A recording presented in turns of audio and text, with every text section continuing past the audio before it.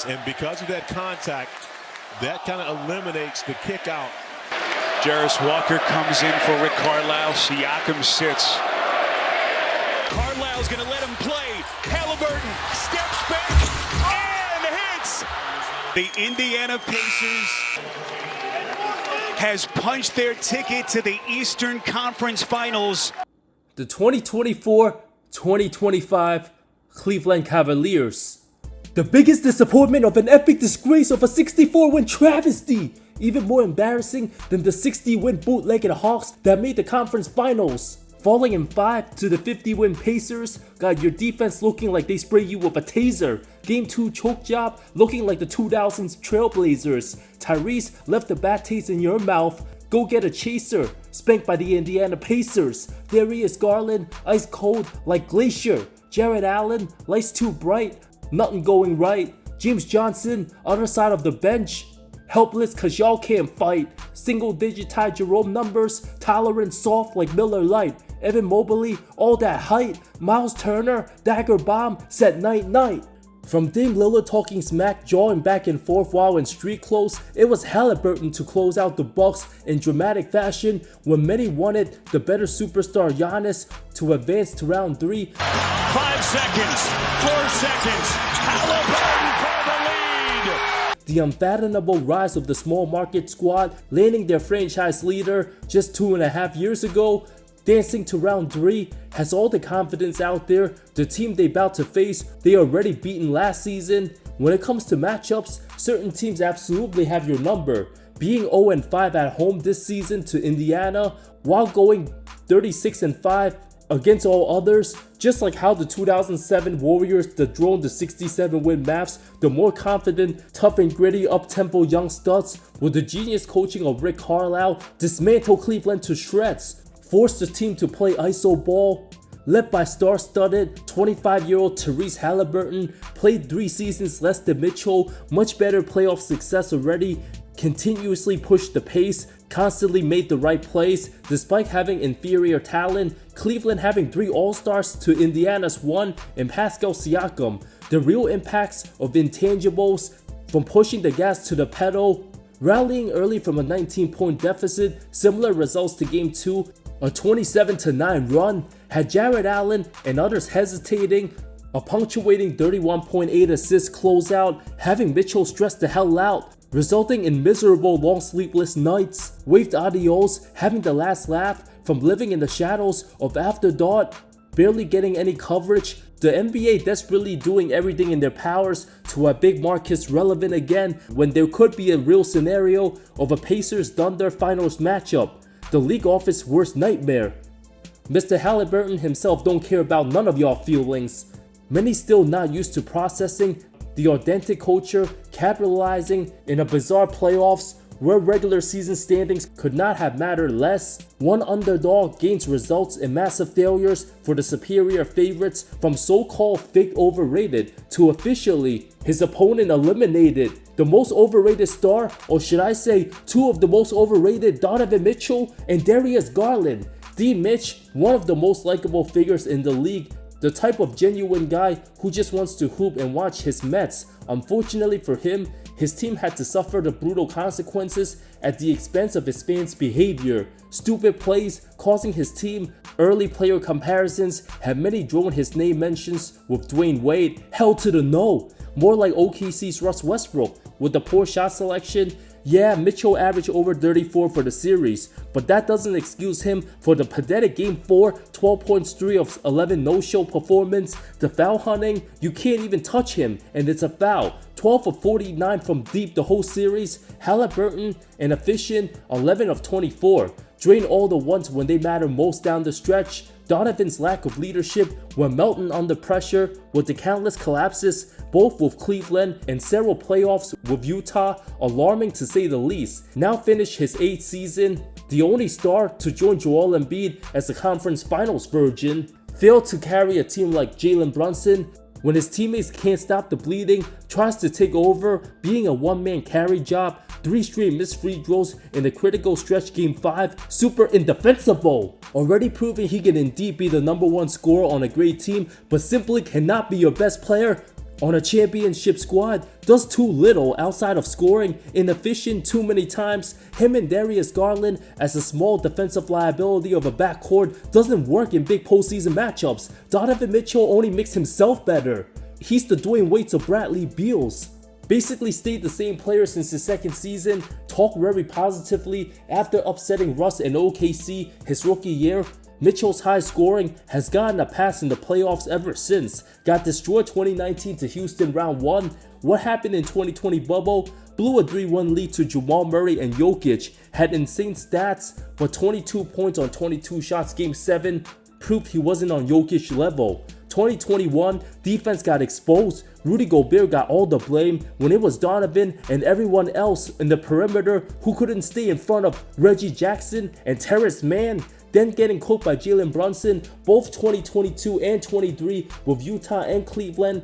Found himself down 2-1 when Dallas didn't even have Luka half of the series. Shat the bed at MSG, down 2-1. 2023, 11 points on 5 of 18 shooting. Jared Allen's iconic quoted, "Lights too bright." All that 71-point regular season exhibition don't mean jack shit if you can't step up in big games. Not disciplined enough to carry a team and close out.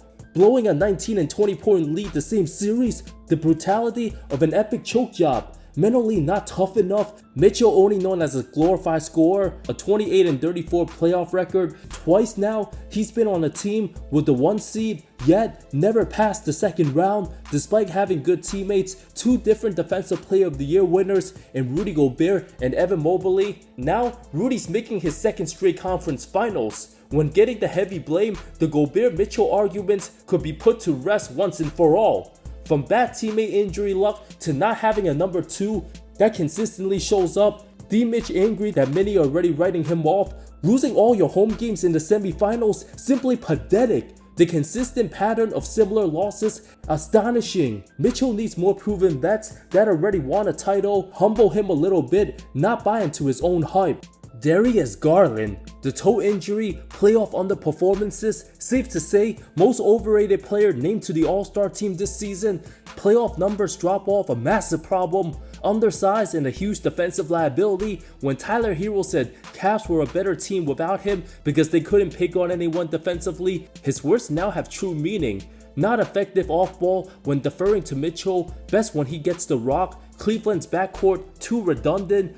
A disgrace 11-point effort on 25% shooting for an elimination game at home and picking up his 4th foul. First half failing to understand the circumstances, put in a lose-lose situation from being labeled soft for not playing better despite being severely hurt. Still doesn't excuse him from the fact jacking up terrible shots instead of getting Evan Mobley involved cost his team the series. He's pretty much hurt every year in the playoffs. Either him or Mitchell's gotta go. Being a max player, not cutting it. Needs to get stronger for postseason physicality, especially always being undersized, having to guard 6'6" athletes. Garland's the type of player that needs his 2 guard to be at least 6'5". Not only is he labeled most overrated, but now getting D'Angelo Russell vibes. Ty Jerome just saying his value, arguably lost out on a $100 million contract, might have to settle for half. From 6-man candidate to being unplayable. Had his moments all regular season, a great 82 game guy, but the lack of athleticism too obvious, way too slow for Indy, couldn't get his shot off, literally forgot he was an NBA player for 2 of the losses this series, underperformed. Kenny Atkinson decided to snub Garland back in late game 5 when Jerome seemed like he woken up, too bad. Isaac Okoro played minutes over him, unfortunately he can't shoot. Jerome should have mentioned Haliburton in the pod when asked about him versus Derek White. Derek White or Tyrese Haliburton? Damn, this is a really tough one. Give me Derek White. The disrespect to Tyrese. I hope they play in the playoffs, man. You just told me that you hope Tyrese Haliburton could see the playoffs. Oh, that's because you was a little bit too disrespectful to Tyrese Haliburton. He should have been over Derek White. Jerome got absolutely destroyed, abused, annihilated, and humiliated by the most disrespectful star. From getting blocked by Tyrese, capped off with a massive and 1. The quickness from great teams, too much for the inferior, slower paced Jerome. That's why he's an NBA backup on a good squad at best. Talking lots of smack for being the 5th option. Many fans of other teams rooting for his downfall after talking that trash to Orlando. Evan Mobley, way too underutilized, has his moves here and there, but still not fully polished to become a true number 2 option as a scorer, eligible for a supermax. After winning Defensive Player of the Year, him and Garland pick and roll, non-existent all series. The one-time All-Star will have to be more assertive and demand the ball next season. His talent's undeniable, needs to add more of a dog mentality to his offense. Jarrett Allen. There's a quote that nice guys usually don't finish first. A great person, but too soft in various playoffs. From getting eaten alive by Mitchell Robinson 2 years ago, 7 rebounds a game, not cutting it. Already 27 of age, reached his ceiling, 6 combined boards, the final 2 games of the series. Doesn't have a back to the basket game. If it's not the dunk or running off the catch, rolling to the basket, Allen simply don't have the skills to score with his back to the basket, can't stretch the floor. If he can't evolve his offense to the next level, will be on the trade block. His presence makes Cleveland's offense too stagnant at times, having 0 outside scoring presence. Team can go much cheaper at the center position, or even allow Mobley to be the focal point or being the true big going forward, while having 4 guys that can shoot from the perimeter. Max absolute travesty Strus. A group text message was sent out to every single Cavalier player from Max Strus. Strus said simply, if you don't believe, then don't show up for work. Strus said this morning that he doesn't think this group is done. Forgot to believe in himself. Couldn't have imagined a worse scenario for his disgusting 0 of 9 performance. 0 points in 26 minutes, the wrong game to have a stinker. Looked like he was auditioning for his 2023 finals performance against Denver. 2 years left on his deal, at least he cares more than Bradley Beal. These Pacers, from leaving multiple franchises in shambles, Giannis more than likely played his final game as a Milwaukee Buck, ending with a Haliburton game-winning layup. Hallie continuing to ruin more franchises, 4 wins away from Indy's first NBA Finals in 25 years. The type of guy who might score 6 points one night but dish out 13 dimes, or have a masterful 27 and 14 assist stat line. By far the best offensive player in the game to average under 20 points. Makes all his guys in Siakam, Nembhard, Turner, and Obi Toppin much better. Shines better with outside noise. Keeps every receipt from everyone. Just ask the Cavs crowd and Ty Jerome himself.